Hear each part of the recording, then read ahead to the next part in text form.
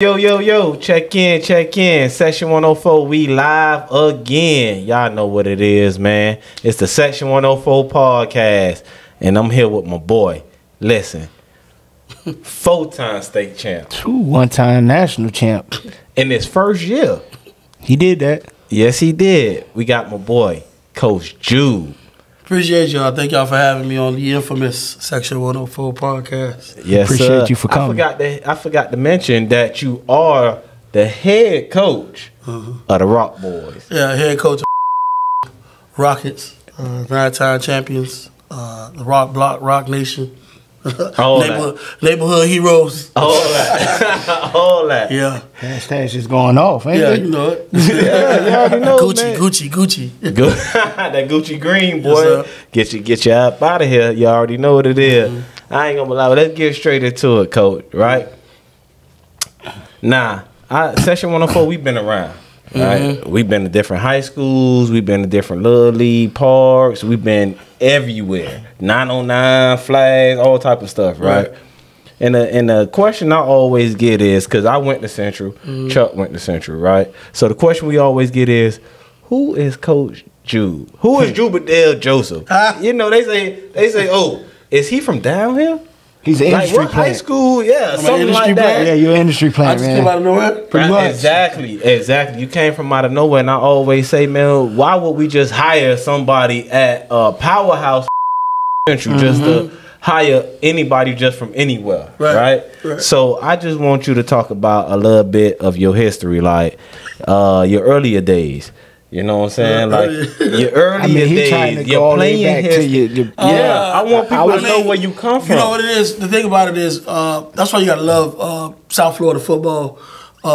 Who you were and who you are precedes you. Your resume before you walk through the door is basically gonna dictate how people speak to you or respect you in a sense. So I don't really mind that question, you know, because when they know your history, then they know they know how to be able to stamp you, because that's what the kids ultimately work for. All the barbershop conversations, all the park conversations. What's your legacy? I always ask my kids that. They don't remember what you do against those smaller schools. It's about those big time games. That's what really separates you and it sets your legacy as far as how they gonna talk about you 30 years from now when you walk into the barbershop with your son. Yeah. They gonna say, hey yo, your daddy was like that. Or they gonna be like, hey, yo, your daddy was, you know. So I don't mind those type of conversations because I ain't got nothing to really hide. To be honest with you, I'm a rocket through and through. You know what I'm saying? Like my brothers, my sisters, they all graduated from Central. Shoot, my daycare was across the street from Central, over there where the 7-Eleven was. Yeah. You know, I played my optimist ball at the boys club. I played with Thad Lewis, Tim Brown. Shoot, with those guys. Back in the day. Yeah. Coach KC, Coach Watt.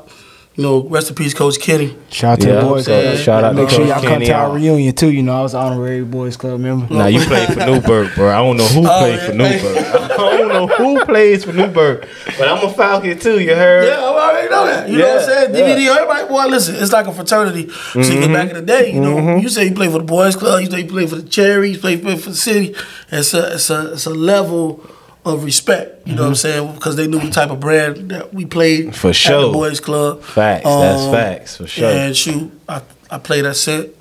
I was on varsity. We played with Ali Highsmith, Brian Patter. That 03 team. That was the team. We were 10-0 on the field. Yeah, we were 5-5 on paper. Yeah. Yeah. So you know, I play with y'all. You know what I'm saying? You played with some guys. You know, ultimately, dog, I took the route. I didn't, as far as just going to school, and I started coaching once I got to college. You know what I'm saying? I coached in Tallahassee, Florida. Yeah, shout out to Tally, man. What some of the schools you coached at? First school I coached at was Tallahassee Gobby. Honestly, my first year coaching, we won state. Yeah. Whoa, hold on. We gotta big that up. My old boy went to Gobby. Right. Your old boy went to Gobby. Yeah. That's crazy. That's but crazy. But the thing is, connection. you gotta look at like who was on there. I was blessed. Like I think when I started, 2012 was the year we played Immokalee and whatnot, and I was just blessed to be around some great coaches. Like our defensive coordinator was Brian Williams. He's now the defensive coordinator at the University of Maryland. Our running back coach was Courtney Williams. He's at Mississippi State. one of our defensive back coaches, Jeremiah Wilson. He's at Georgia State. Devin Rispers, he's at Colorado. Head coach was Ronnie Cottrell. He's the one that orchestrated Florida State back in the day. He's the one that brought Charlie Ward and Warwick Dunn to Florida State. You know, those big names. Those are big names, and I was blessed. You know, shoot, honestly, a guy that was on that staff, and a lot of people don't know, Vernon Wilder. Okay. Vern was the linebacker coach. Vernon Wilder. You know, on that staff. So me and him, we brought some of that Miami flavor up to Tallahassee. Okay. Yes, sir. And then I ended up going I coached at with Coach Darryl Bethune. Shout out to Coach Jamal Bethune. Sheffield. That was my old line coach. Shout out to Trench Mob. Rest in peace, Coach Keon Smith. Coach Keon. You know what I'm saying? And when we were at, I probably think one of my biggest stops was because, shoot, boy, you got to get out the mud out there. Yeah. You know what I'm saying? You got to get it out the mud out there. We were able to end the Dade County's longest playoff drought of 25 years at Miami. Okay. Oh, wow. That was big. Who were some of the players y'all had out there? Johnny Rembert. That's my boy Duke. My boy Duke. Hey, Johnny Rembert. Duke like that. He's still like that to this day. He's playing on 909 flag. Man, he's still like that to we this had day. Malik. What else we had? Bobby Malik Stinson. played running back. Malik was number 5. Yeah, Malik was the third rusher. Yeah. No, he was the 4th leading rusher in Dade County. Of course, you had 1 and 2, Joe and Dalvin. Yeah, of course. Okay. And then we had Jere Tolbert, who was all day. He coaches on my Dre, staff Trench right Mob now. too. Yeah. Trench Mob. Yes, sir. Dre. So we keeping it in Shout the family. And we just had a bunch of guys, hungry guys that were ready to change the culture at Miami Springs. And they did that. They made history. I always challenge the kids, not just to do something, but leave an impact or an imprint for years to come. And they did that at Miami Springs. And ultimately, I ended up going back to Tallahassee.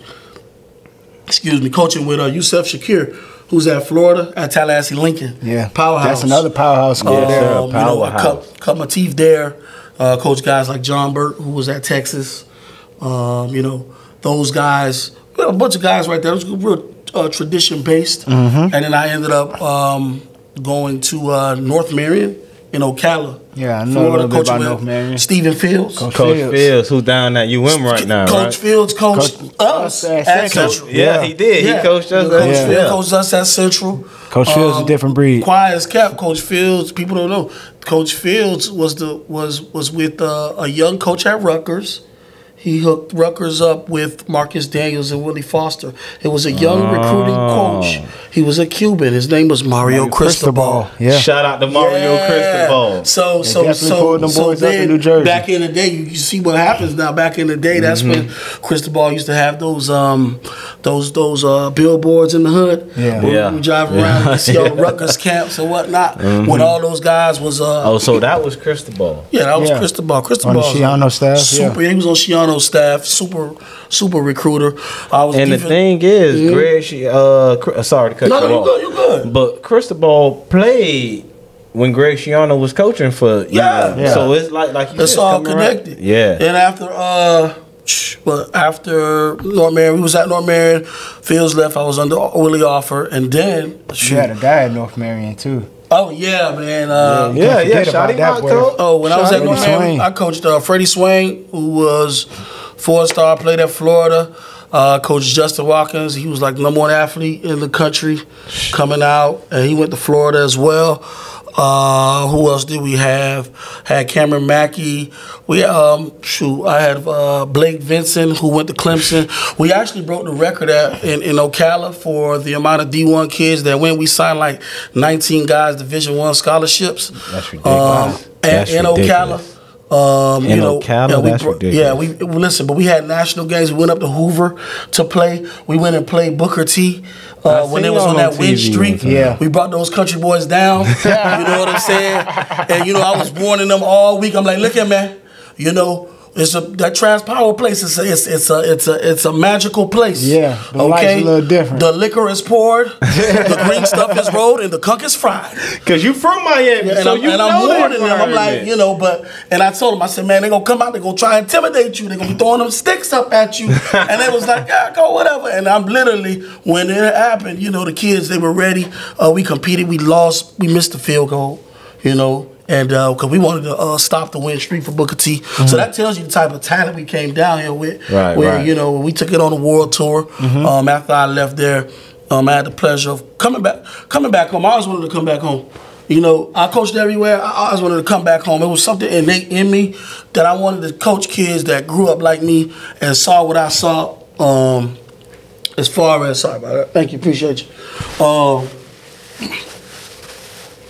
We might have just cut whatnot. No, just saying, just coaching kids who grew up like me, saw what I saw as far as, you know, walk the streets that I walked, played at the parks that I played at, talk the lingo that we talk, you know, and just seeing what the system is, what the process is.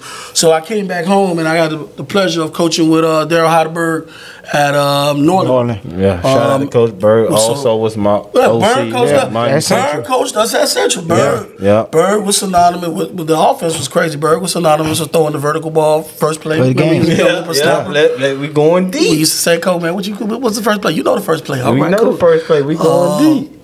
So that was a great situation. Was able to coach guys like Nadab Joseph, Coach Eric Smith, aka Dank.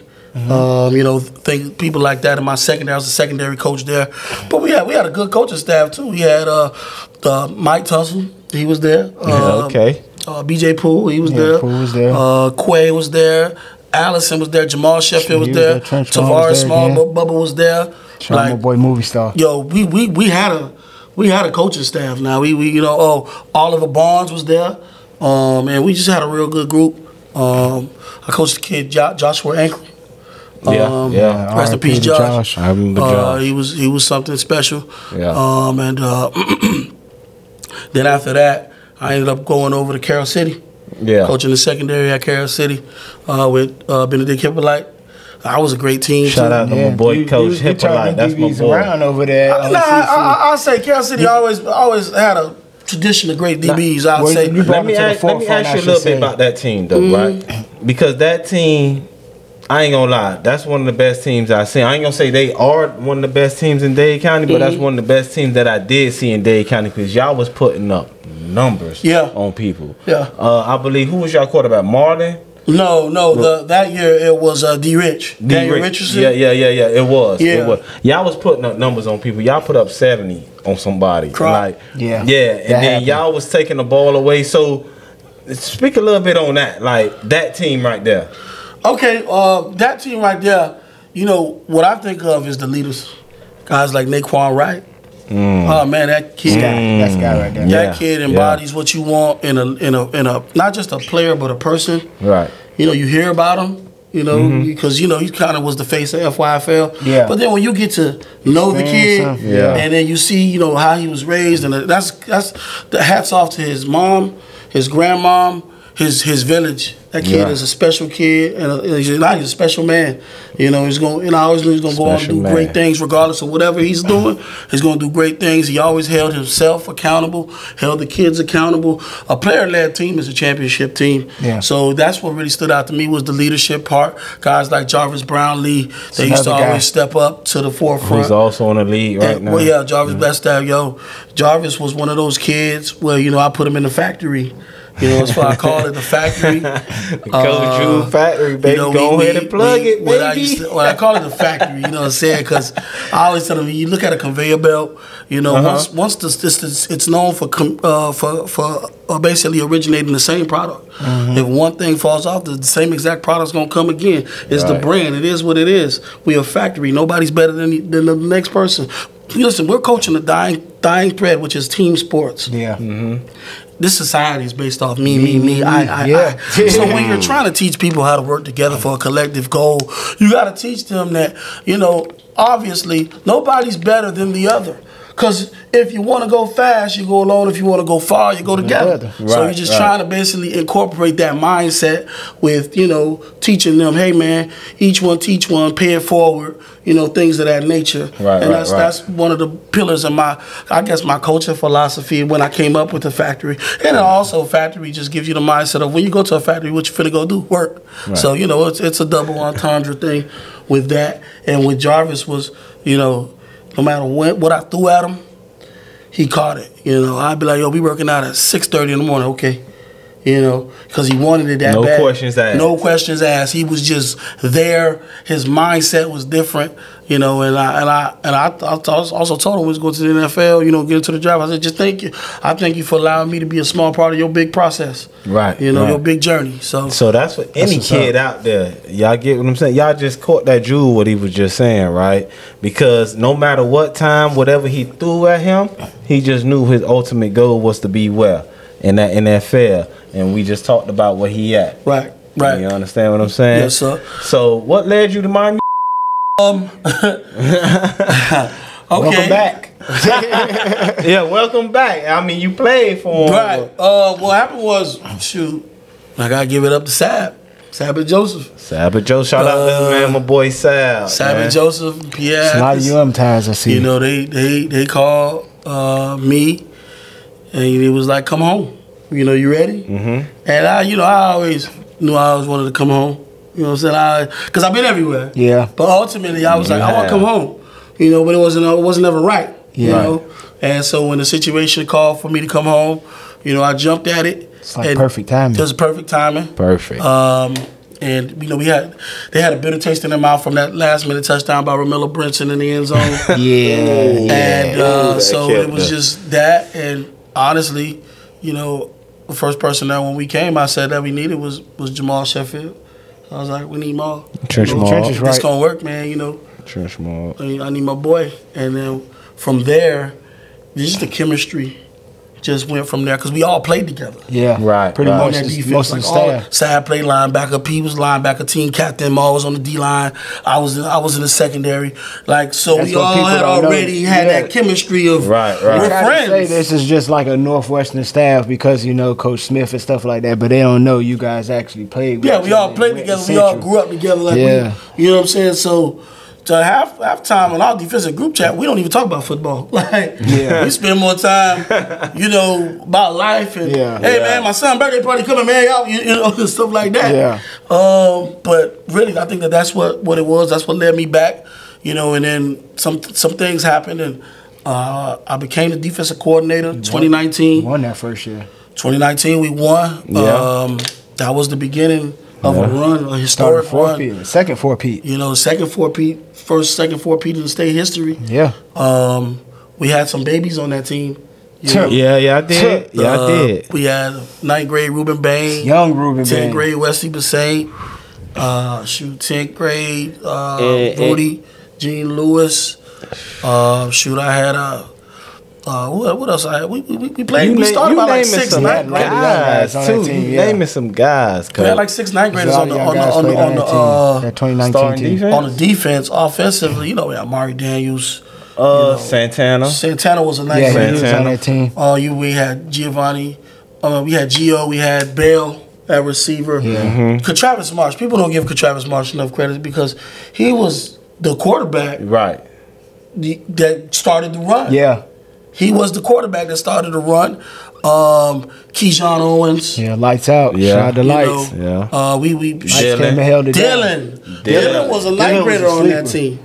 You know what I'm saying? Mm-hmm. And Lamar Seymour, Big Baby. Yeah. Those guys, I call those guys the foundation guys because they was the ones that laid the foundation to getting it back. I mean, the 2019 team, I get it. Everybody loves the 2010 team, and I do too. I praise all the teams that won. But I think the 2019 team was, I think, just as important in Miami Central history because they began the run for the second four-peat. Mm-hmm. You know what I'm saying? Right. Granted, 2010, hats off to them. They the ones that hey, listen. Shout out to my boy Cato. Yo, the legends, the guys. Yo, listen, I remember when they went to state to play Dr. Phillips, and I was in school, and they were like, "You going all the way down there to go watch a high school game?" I'm like, "Listen, we ain't never make it to state. What? This is history. Yeah, we got I was there too, boy.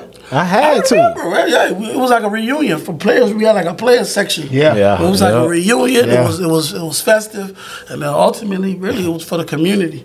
You know, community showed up. What the stakeholders always say is like, we just wanted one, but now it's just steamrolled into like a tradition of excellence.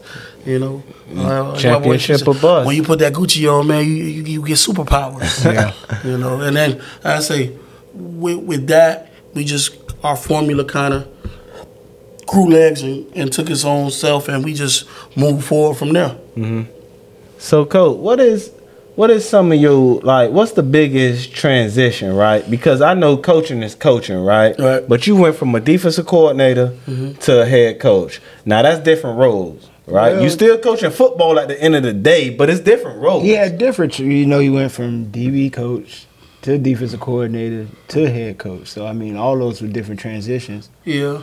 I think, you know, the whole adage is if you're prepared, you ain't got to be scared. You know, and I think that, you know, as a coach, behind closed doors, you're always going to try to push yourself to the next level, you know, and always speak that into existence. Our players got to do the same thing. You know, when you're in school and you learn a new lesson, you know, you got to go home and practice that lesson for tomorrow. You can't just say, okay, I just learned it in class and then come back tomorrow and think you're going to be proficient at it. So I think being a defensive back coach, I think I used to go home and, you know, study and prepare myself to be a defensive coordinator if ever the chance came. And as a defensive coordinator, I think I would go home and, you know, do the much needed things that I needed to do in order to, like, take notes of what if I had a program, what would I do, X, Y, Z, 1, 2, 3, and set my own processes and systems and procedures in place, just being in my notebook or on my hard drive or whatever.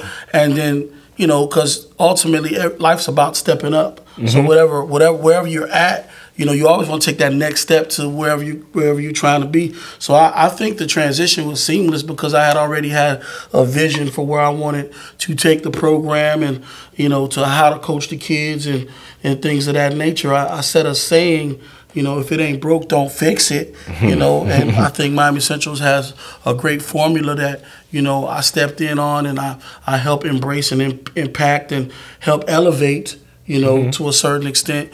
You know, I hear the talk as far as, like, you know, he was giving this team and things of that nature, but it's like you can't say those things if I was a part of putting gas in the car that took it to the store. You know, now, if I just sat in the car while it was running, then okay. No snaps on the petrol, But that was great that you brought that up. I'm glad that you brought that up because, like I said, you know, Section 104, me and Chuck, we be around, you know, and the thing that we always hear, especially your first year, right, when you beat IMG, you first time coach, first time head coach beating an IMG team. That was amazing. I got to give you your flowers for that.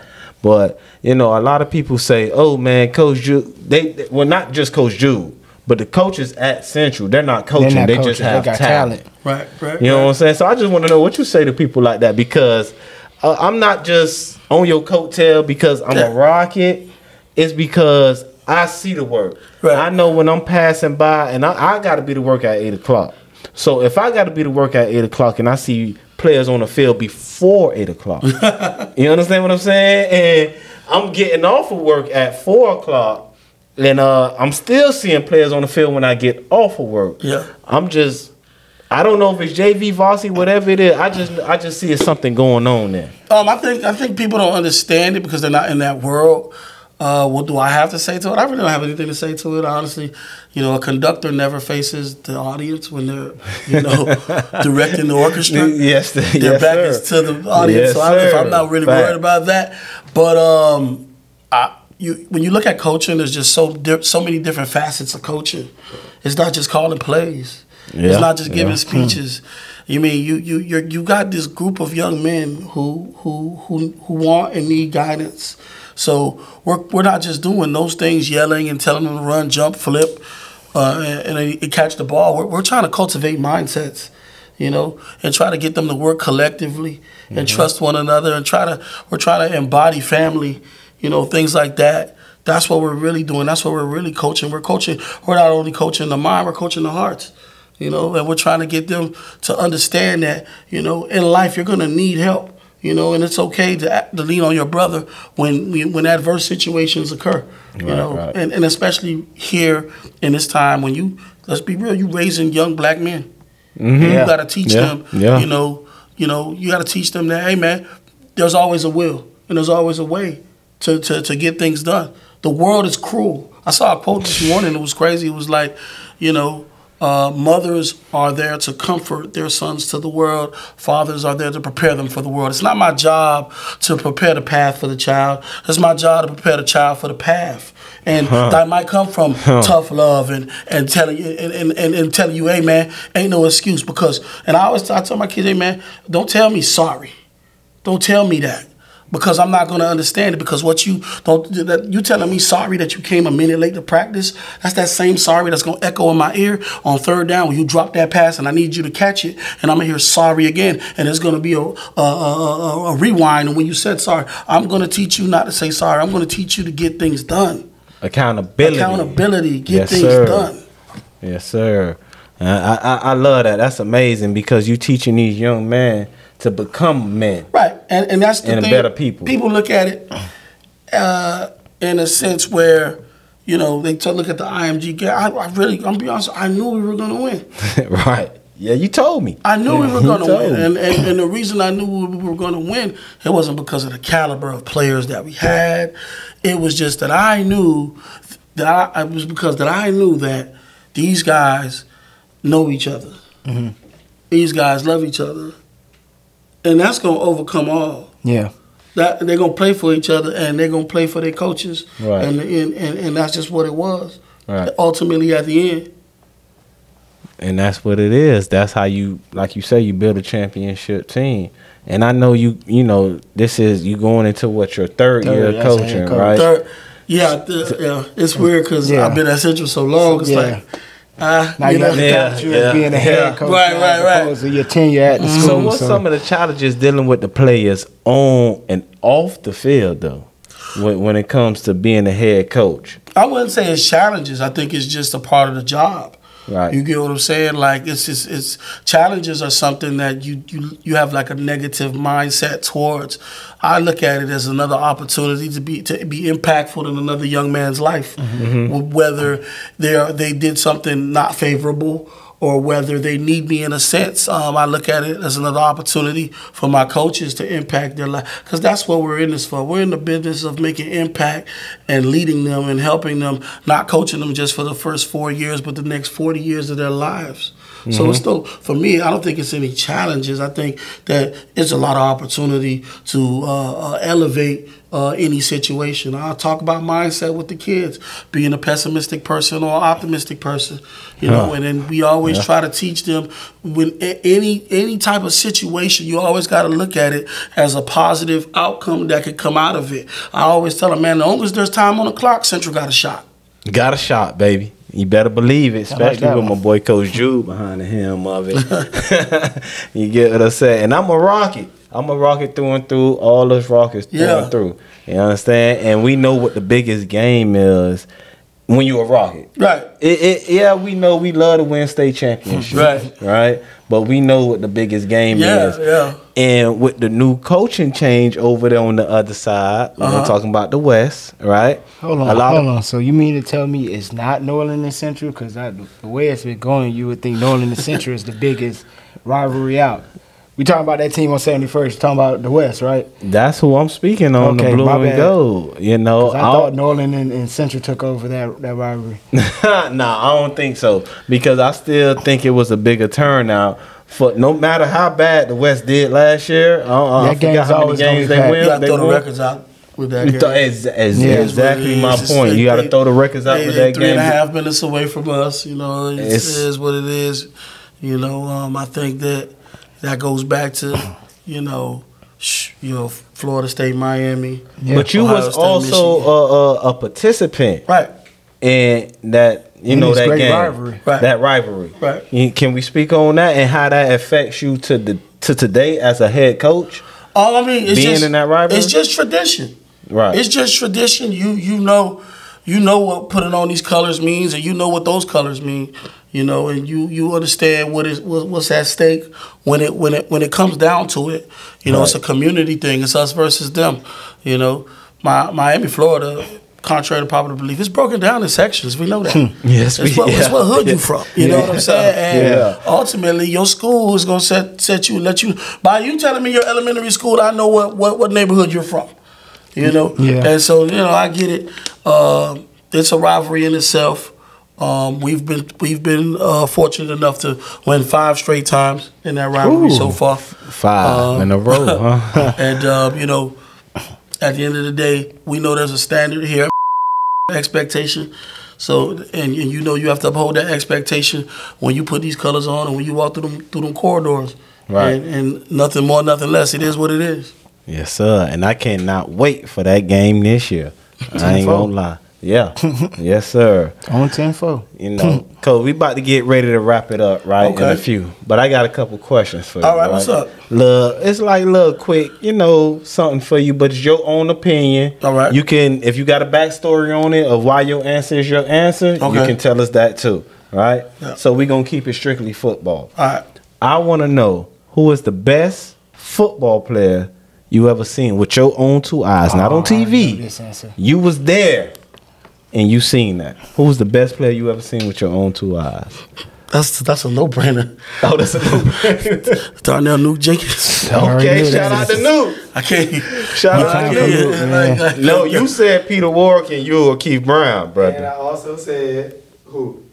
No, you said Reggie Bush. I got you. I said Darnell Jenkins. Yeah. You said I couldn't say that. Like but what stands out to me about with Nuke is the man made all day as a punter. He did. He also won Defensive Back of the Year. You can't even come on, man. Yeah, that's can't crazy. even. That's crazy. See, as a punter, like, so you can bomb me, intercept the ball, then punt it. Come on, man. I can't even. Man. And get it inside the 10? God, come on, man. Yeah, he was an excellent punter. That's just a freak athlete. That's what I said, no brainer. Right. All right. I got another one for you there. Who was the best player you ever played with? The best player I ever played with? That's a good one. I played with some guys. Yeah. I'd say it's a tie out of it's a 3-way tie. A 3-way tie. Okay, I'll give you that. Because this is how I play with, period. I give I give you 3-way, like Optimist, college, high, whatever. Flag in the streets. Optimist, man, Thad was like that. Yes, sir. Yes, sir. The quarterback coach at Tampa Bay. Thad was like that. Thad was like that. Yeah, shout out to Thad. At the boys' club. And it'd be between Courtney Denson and Ollie Highsmith. Those are 2 names. Them 2 guys right there. Ollie Highsmith, I think he still got the record for most tackles in the game in the SEC. Right. Like he was 7 before 7 at LSU. Yeah, people don't realize that. He was 7 before 7. Like he was the 7 first before Pat Pete. Yeah. Before Honey Badger. You know what I'm saying? So we got to pay homage. Rock has been doing some things for a long time. We just got to make sure they don't try to erase us from history. It can't. You know what I'm saying? Cannot, baby. Yeah. And this is my last one before you get up out of here. You're a coach now. You know what I'm saying? Who is the best player you coached? And we gonna get up out of here on this one. Yo. Whoa. The best player I coached? The best player you coached. That's a tough I think I know where you're going with this one, but let me hear what you're saying. I don't even know where you're going with this one. If we on the same page. The best player I've coached. Hey, that's easy. Yeah, because I hear you brag about this kid a lot. Can I answer it for you? Rueben Bain. Rueben Bain. I ain't gonna lie, coach. I thought you was going somewhere different. Where else gonna go? You're Keith Brown Jr. No, listen. I thought you was gonna go there. I'm gonna do it like this though. It'd be like 1A, 1B. Okay. Let us know. There we go. I knew it. See, because what comes to me, like people gonna look at the production. I look at the mindset. Yeah, bro. Okay. Yeah. Okay. You know what? I give it to you, Bain man. mindset is an animal. He's a once in a generation talent. He's an animal. His preparation is second to none. Like his mindset is just different.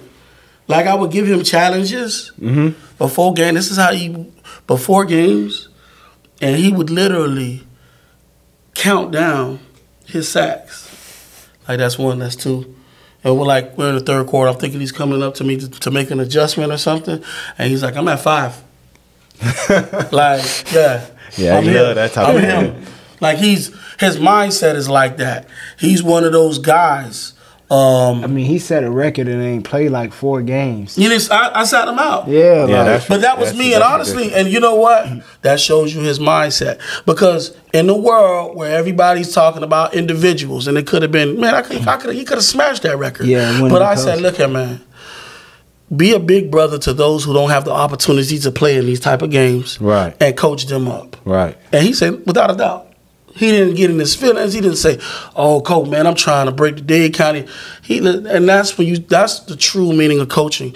When you teach men to be selfless, to put others before you, to give service. Yes, sir. You get what I'm saying? And he did that 2 years on the road because he had 29.5 sacks both years. Yeah, both years. And he did, and of course, and that's not playing full games. I could have easily played Rueben Bain in certain games, and he would have came out with 12 sacks. Yeah. But what does that get us? That's crazy, even just to say, but it's true. And then you got guys like Keith Brown, who nowadays, he steps up to the challenge. It was a practice one day, and I will never forget. This is in the playoffs. Him and Shamal Mateya were going at it. Mm-hmm. He was at defensive back. And that's when I made the transition because I was like, Coach Smith, can we put him at DB? And Smith was like, man, you're a receiver. I was like, do you know who his dad is? His dad is the best. What? Yeah. He got DB running through his blood. Yeah. He can play whatever he want to. So we put him at DB, and him and Shamal Mateya, he was at Cincinnati, then Buffalo. Now I think he's at Arizona State or something like that. Yeah. And I don't know what happened before practice, but we had some kids on the sideline. And, we let kids come to practice. And he looked at them kids and he was like, you want to be like me when you grow up. I'm going to show you. And then he was like, I don't even know what coverage Coach Jube called. I got him. I was that. Like, oh. That's why I like that young man. Okay. Yeah. Just and like they went back and forth. Said. They went back and forth with it. But, I think sports happens in eras. Yeah. Never take anything away from the beginning era. Never take anything away from the 90s, too. Mm-hmm. Yeah. From Central or the championship eras in the beginning in 2010 or the 2010s, yeah. But, looking at the 2019 to the 2022 and beyond, because it's going to happen again. Don't get it twisted. That's the talk. Just 1 year later. Don't. All right. All right. We hear you. The guys like Keywan Lights Out Jenkins. Yes, sir. Lights out. That kid. He's another one. He was an extension of the coaching staff. Yeah. I would have gave him a headset. Matter of fact, I think he had one. In a helmet. In a helmet or something. I don't know. The kid had the type of power when he said, we're going left. 70 guys stood up and just walked left. That's it factor. That's leadership qualities. Those are things that you look for, and those are things that you coach for when you at Central, And I'll just, like I said, proud and happy to be a small part in those guys' ultimately long journey because they're still playing, and I think that they're making an impact on the community, their families, and fortunately their school. Right. That's why I call them the neighborhood heroes, to teach them. We're not only role models on the field. We don't only set the standard of excellence on the field, but we set the standard of excellence in the classroom and ultimately in our community. Right. And that's exactly what you need to be teaching these kids, man. Yes, and I sir. appreciate everything that you're doing for the kids, no matter, because I know you get that same speech and that same love to any kid, whether they play for you or not. Right. You get what I'm saying? And I just want to tell you that I appreciate everything that you're doing. I'm proud of what you're doing. I played with you. Right. You know what I'm saying? You my brother. You get what I'm saying? And what you be doing, the motivation that you give these kids, man, just keep on doing it, man. Keep on winning at life and on the field, because I need that too. Yeah. You get what I'm saying?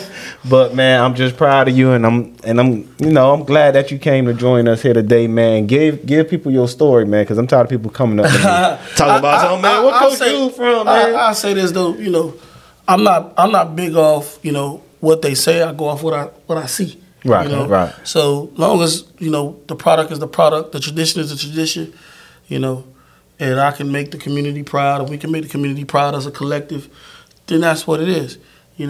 We pride ourselves, and when we head to that stadium, yes, we don't take the main streets. True. We take the back streets. We take the back streets through the neighborhood, and we look at them driveways, and they empty. Cut through.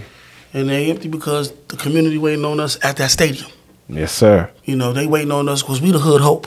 Yes, sir. And they know that, and we wear that with pride. We don't wear that with pressure. We don't know what that is. You know, we understand what we signed up for in January.